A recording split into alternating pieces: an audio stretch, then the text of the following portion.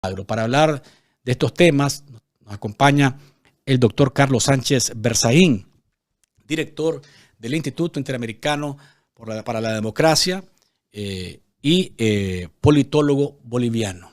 Doctor, bienvenido.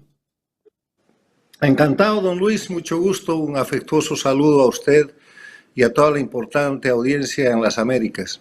Gracias, doctor. En estos minutos que nos va a dispensar, 22 años después, doctor, de la firma de la Carta Democrática Interamericana, de una dictadura pasamos a 4. Hay más dictadura y la democracia se disminuye y está en peligro. ¿Qué reflexiones hay al respecto?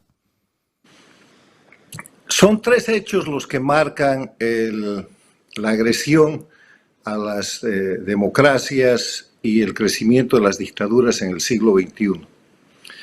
Primero, y tiene que ver con la Carta Democrática Interamericana, es el quiebre de la política interamericana de Estado que empieza el año 1994 en la primera cumbre de las Américas, celebrada precisamente en Miami, Estados Unidos. En la cumbre de las Américas del año 94 se reúnen todos los países de América Latina y todos eran democracias. Cuba no estaba presente.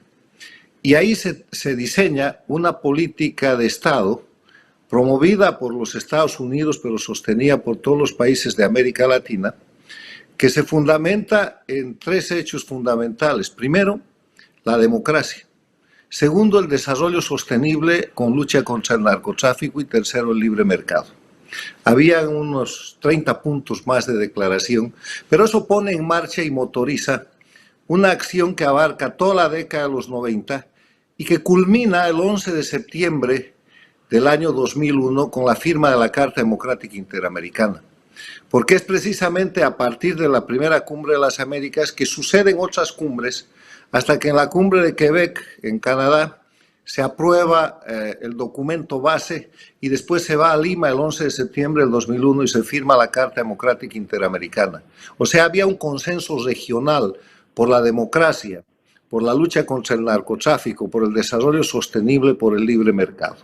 Ese es el primer elemento. El segundo elemento es que la dictadura de Cuba, que agonizaba en la década del 90, no es sacada de la tenencia del poder por las democracias de las Américas.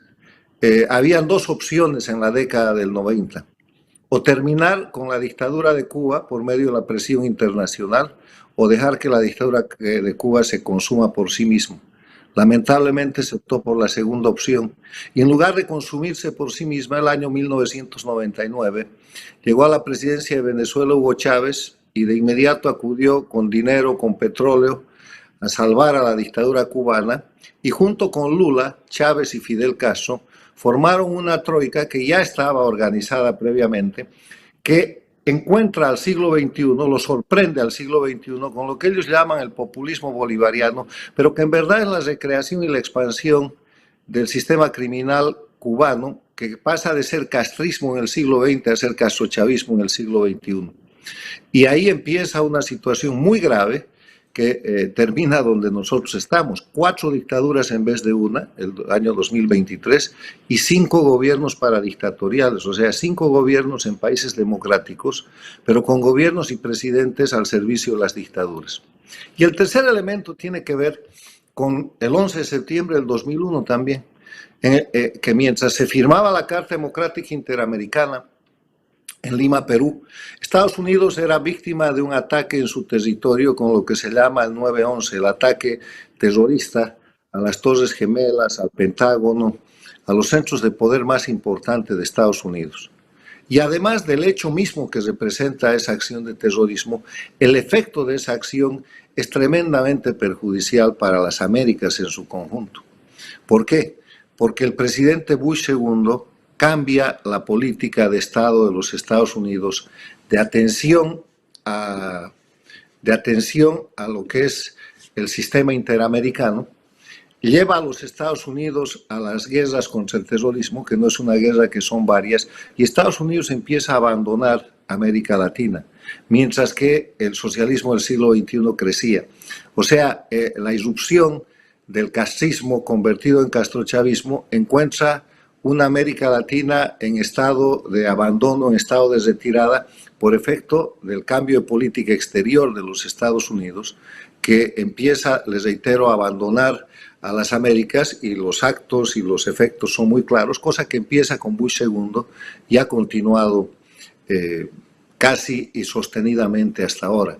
Por eso, cuando hablamos del 11 de septiembre, hay que acordarse de tres cosas: de la Carta Democrática Interamericana, que es un documento fundacional obligatorio para todos los países de las Américas, de Canadá hasta Tierra del Fuego, donde se declara que la democracia es un derecho de los pueblos de las Américas y que los gobiernos tienen la obligación de promoverla y defenderla, donde se establecen los elementos esenciales de la democracia gracias a los cuales se puede señalar hoy día las dictaduras y tener la esperanza de que dictadores van a ser juzgados y no van a ser impunes.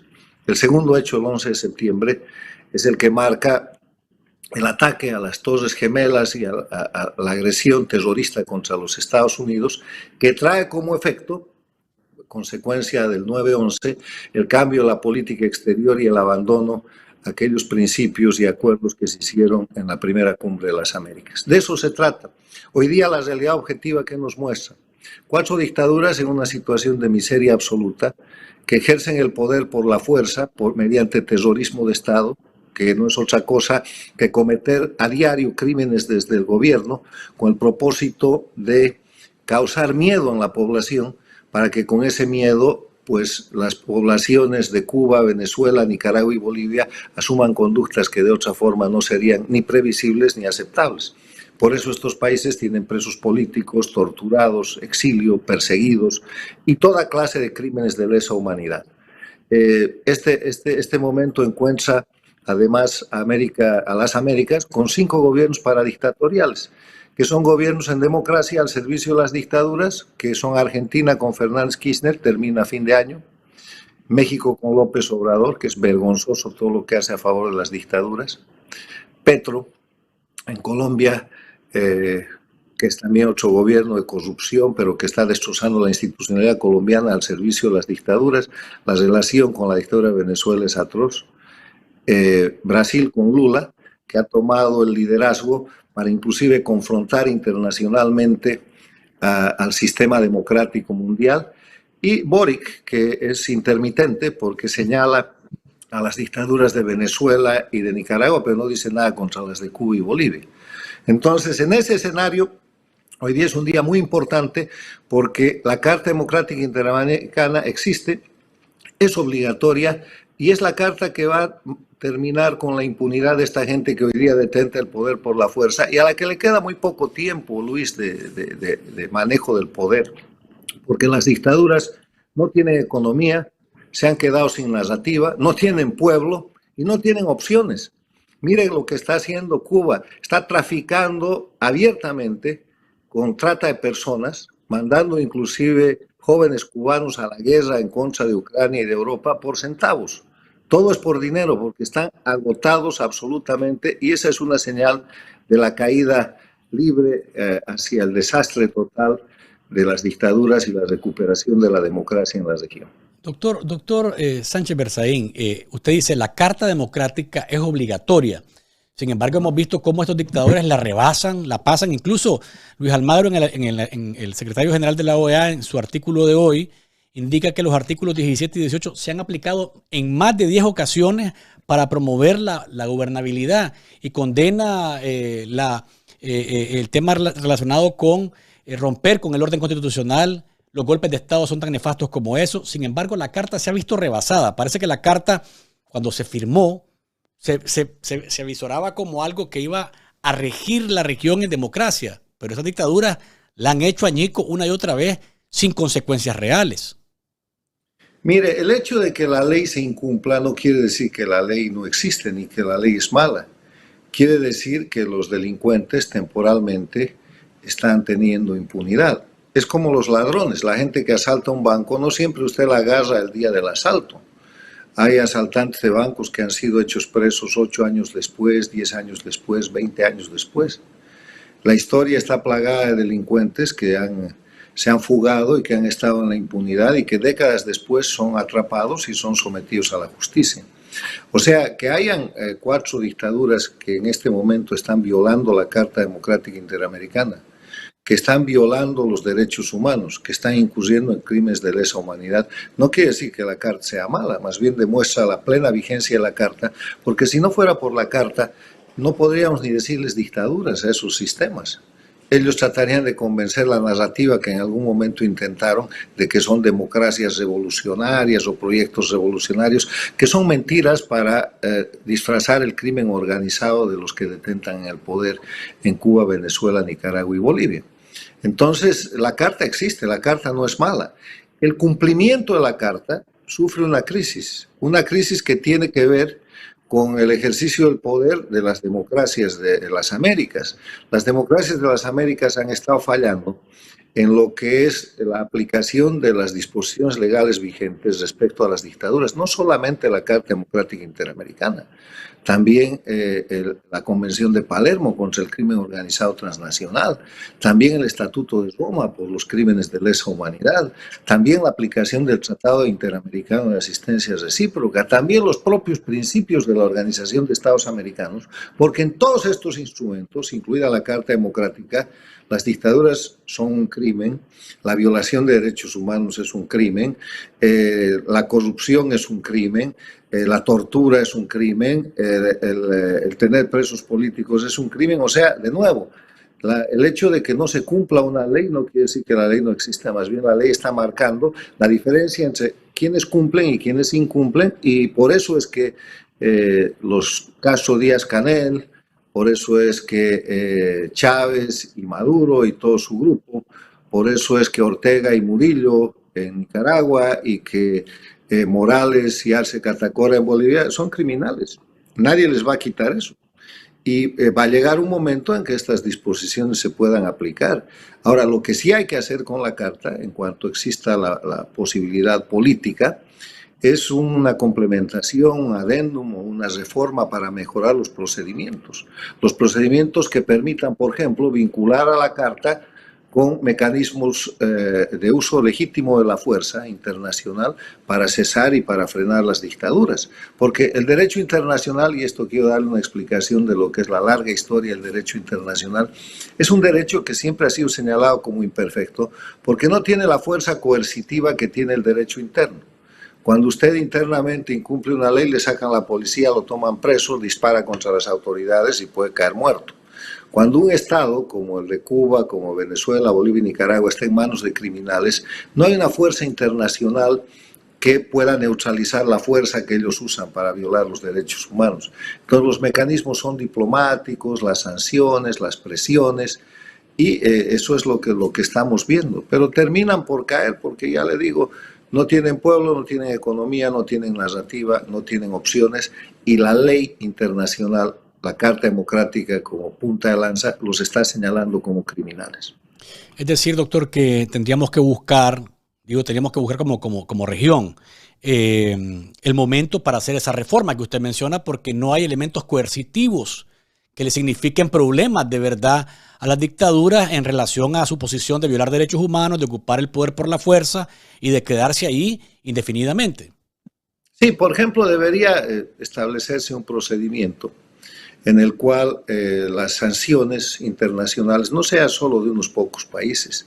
Se señala a Estados Unidos, a Canadá y a algunos países europeos que le han puesto sanciones a Venezuela y algunos a Cuba como si fueran unos violadores o pecadores por sancionar a estos regímenes criminales. Eso debería estar tasado y las sanciones deberían ser de toda la comunidad. No hay sanciones de la Argentina, no hay sanciones del Brasil, no hay sanciones de México, países muy importantes que más bien están ayudando a las dictaduras. México, Brasil y Argentina trafican con los médicos esclavos, le compran y les regalan cosas a la Argentina, le dan dinero que nunca paga en detrimento de sus pueblos. Cuba y Venezuela le deben cientos de millones de dólares a México, al Brasil y a la Argentina y ni siquiera les cobran. Entonces, y todavía esos países se dan el lujo, sus gobernantes paradictatoriales, de señalar a los gobiernos que sancionan a las dictaduras diciendo que hay que quitar las sanciones. Entonces, ese es un momento en el cual los organismos como la OEA son representaciones políticas y los gobiernos están representados, los países están representados más bien por sus gobiernos. Vemos, por ejemplo, que con la llegada de Lula a la presidencia del Brasil, todo ha cambiado, han convertido al Brasil en un país sostenedor de dictaduras en contra de toda su doctrina y de su propia constitución política del Estado, porque el artículo 4 de la Constitución Política de la República Federativa del Brasil señala el respeto a los derechos humanos, señala la lucha contra la discriminación, el esclavismo, como principios de la política exterior de Brasil que Lula está incumpliendo. Pero así son las cosas, y entonces en este día en que se recuerda el aniversario de la Carta Democrática Interamericana, hay que dar gracias de que tenemos Carta Democrática Interamericana, porque en otros tiempos, cuando esta no había, las dictaduras tenían mucha más opción de mostrarse como si estuvieran llevando adelante la voluntad popular o de falsificar narrativas, como lo hizo Cuba prácticamente desde 1959, durante todo el siglo XX, para disfrazar el crimen organizado de procesos revolucionarios o cualquier otra mentira. Una cosa más, doctor, antes de finalizar. Quedan 2 meses exactamente para que el plazo que tienen los países para salirse de la OEA cuando denuncian la carta se cumpla en el caso de Nicaragua. Luis Almagro ha dicho que ya Ortega fue declarado ilegítimo. Eso realmente nunca se ha votado en específico en el Consejo Permanente. Sin embargo, Luis Almagro dice que Ortega es ilegítimo. Si es ilegítimo, pues no debería tener ni préstamo y los países deberían de tratarlo como tal. Eso no ocurre y me parece que hay un tanto de hipocresía diplomática que a veces hasta es verdaderamente molesta. ¿Qué debería de pasar de aquí al tiempo en el que se transcurran esos 2 meses? Porque hay gente que dice, si Ortega es ilegítimo, nunca tuvo la OEA que haber aceptado que Nicaragua se salía del organismo o que la dictadura decidiese que el país se salía del organismo. ¿Qué se debería hacer, doctor Sánchez?